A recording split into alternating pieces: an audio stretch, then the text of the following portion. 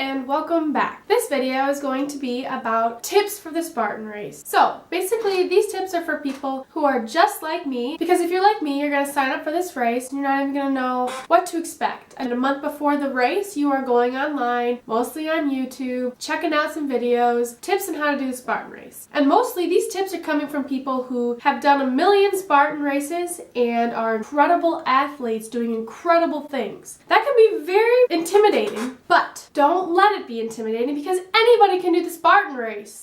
Let me rephrase that. Really determined people can do the Spartan race. It's just some other people will kind of fly through it, kind of like Superman. And then there's some of us that have to be dragged across the finish line like a limp sack of potatoes. But it doesn't even matter because at least you finish. And that's what this is all about. These tips are all about just finishing the Spartan race and getting through the Spartan race alive. Well, hopefully alive. Now, just remember that these tips are from an unprofessional athlete that's mildly in shape. In no way am I anything close to one of those incredibly chiseled bodies in all these Spartan race videos. No. So here they are, from me to people like me. Tip number 1. If it is a month before the Spartan race, don't get discouraged, okay? Save that for the middle of the race because you can't go back, so you gotta finish it anyway. Tip number 2, make sure you take a number 2 before you start the race. Get yourself a cup of joe, make it happen. Because the whole situation just gets incredibly awkward. Awkward for you, awkward for your group, awkward for random people walking by. It's just incredibly awkward. Okay, number 3. Don't ask the hydration station how much longer you have until the race is over, or how far you are into the race. Because these people like to fuck with you. Not only is your whole body about to just shut down, but you have these people fucking with your head. The first hydration station said we were halfway through. 2 hours later, the next hydration station said you're halfway there. Then you get pissy because you know you're not halfway there the third time you're told you're halfway there. It's because then you know mentally you're preparing yourself for the same half you just did. I don't know if they were trying to be nice or trying to be dicks. By the end of this fucking race, I didn't even want to look at those people. I didn't even want to take their water, but I was about to die of dehydration, so I had to. Fucking assholes. This tip is a serious one. Wear some long socks or wear long pants. Because when you go across that rope that you gotta shimmy across, like you're fucking Indiana Jones, your leg will be burned down to the fucking bone. And it gets all infected and it gets pussy. You want to avoid all of that. Wear some long pants or wear longer socks. Just do it. I don't know what tip I'm on at this point, but tip number, endurance. Endurance. By the end of this race, it's all about endurance. Because in the middle of the race, your body just starts to give up on you. I almost wept at the sight of monkey bars. Tip number 6. I know they're expensive, but buy the Reebok shoes that Spartan Race has on their website. They are totally worth it. You know, you don't want to be like fucking Sasquatch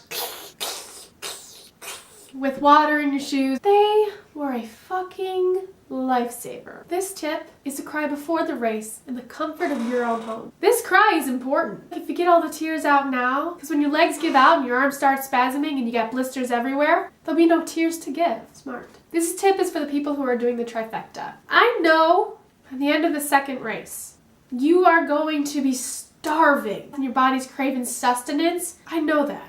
But trust me when I tell you, no matter how good the hot dogs smell, don't fork down a hot dog. You give in to that hot dog temptation, you'll be burping up hot dogs the entire time of the third race. Okay, you're already starting to struggle to stay there mentally and physically. You need to be burping up hot dogs the whole time. It just adds another layer of bullshit. This tip is the helpful one. Bring Band-Aids. Put 10 Band-Aids into a Ziploc baggie and hide them somewhere on your person. Doesn't matter if you gotta stuff them in your sports bra or in your shoes or in a fanny pack. There's gonna come a time during this race where you're gonna need a Band-Aid. Finally, my last tip for all of those people doing the Spartan race. If you're like me, you're gonna come in like 214th place. But that's fine. When you cross that finish line, you enjoy your participation medal. Because you lived. You didn't fall off the side of a mountain. You made it up the fucking wall. You went across the monkey bars, even though you felt your blisters peeling off on every fucking monkey bar. You got through the fucking army crawl of mud, even though the barbed wire kept getting stuck in your ponytail. And you made it up the walls that just kept getting taller and taller because you did so many fucking burpees that you felt like you were gonna throw up. You climbed the mesh wall, even though you felt like your leg was going to slip and you were going to fall to your immediate death. But most of all, it's because you completed miles full of jogging, running, and obstacle courses and did not give up. And you jumped across the fire finish line and you completed the Spartan Race, which is saying a lot. So fuck yeah! Enjoy your participation medal, because there's a lot of people out there who will not achieve one, because it takes a lot of hard work and dedication. It also takes a lot of whining and hunger and exhaustion and bitching.